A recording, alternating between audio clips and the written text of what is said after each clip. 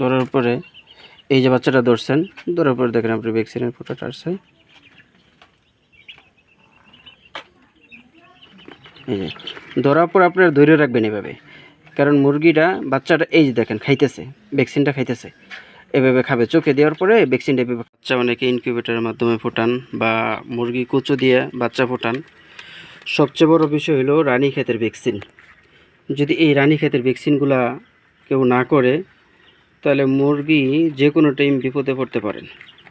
এই জন্য অনেকেই মনে করেন আমার 10টা বাচ্চা বা 20টা বাচ্চা, আমি কি রানীক্ষেতের ভ্যাকসিন করব।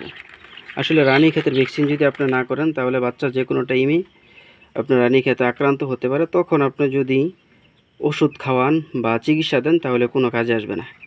এই যে বাচ্চাগুলো দেখতেছেন, এই বাচ্চাগুলোর আজকে বয়স 6-7 দিন। আজকে এই বাচ্চাগুলো কি ভ্যাকসিন দিব, ভ্যাকসিনটা আপনাদেরকে দেখাই।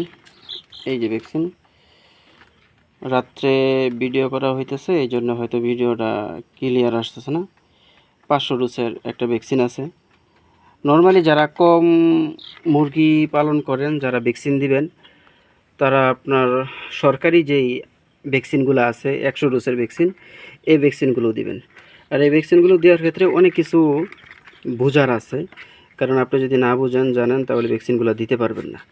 কারণ ভ্যাকসিন দিতে গেলে বরফ লাগবে, হাতের ভিতরে বরফ দিয়ে নিতে হবে। কারণ এই ভ্যাকসিনের যখন টেম্পারেচারটা +5 চলে আসবে সেলসিয়াস, তখন এই ভাইরাসটা নষ্ট হয়ে যাবে, আপনার ভ্যাকসিনগুলো করলে কাজে আসবে না। আর এই যে ভ্যাকসিনটা আইভিএনডি ভ্যাকসিন 500 ডোজের, এটা আপনার যে 5 দিন বা 21 দিনের বাচ্চাদেরকে চোখে ফোঁটা দিবেন। আর সাথে সাথে বড় মুরগিদেরকে যদি আপনি ফোঁটা দেন, তাহলে কোনো সমস্যা হবে না, রানীক্ষেত থেকে বাঁচতে পারবেন।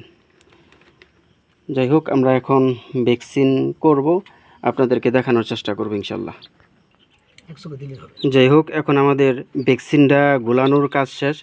এখন আমরা মুরগির বাচ্চাদেরকে কিভাবে ভ্যাকসিন দিব, এটা শুধু 1-2টা বাচ্চা আপনাদেরকে দেখাই দিব।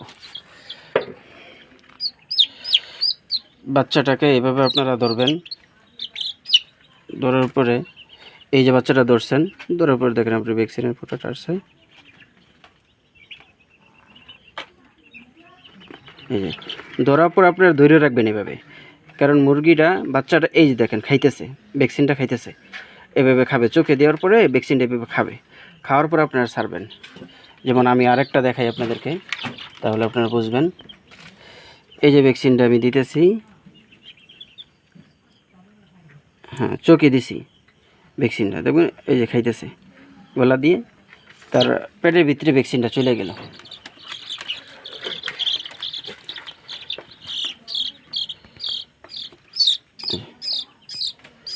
এই হলো ভ্যাকসিন, ছোট বাচ্চাদেরকে ভ্যাকসিন দেওয়ার নিয়ম। চেষ্টা করবেন এভাবে ভ্যাকসিনগুলো দেওয়ার জন্য। যদি ভ্যাকসিনগুলো ঠিকঠাক মতো দিতে পারেন, তাহলে আশা করি আপনার মুরগিগুলো আপাতত রানীক্ষেত থেকে রক্ষা থাকবে, রানীক্ষেত হবে না আপনার মুরগির। আর যদি আপনার একটা মুরগি রানীক্ষেত না হয়, তাহলে অন্য কোনো রোগ আপনার মুরগিকে নষ্ট করতে পারবে না, ক্ষতি করতে পারবে না ইনশাআল্লাহ।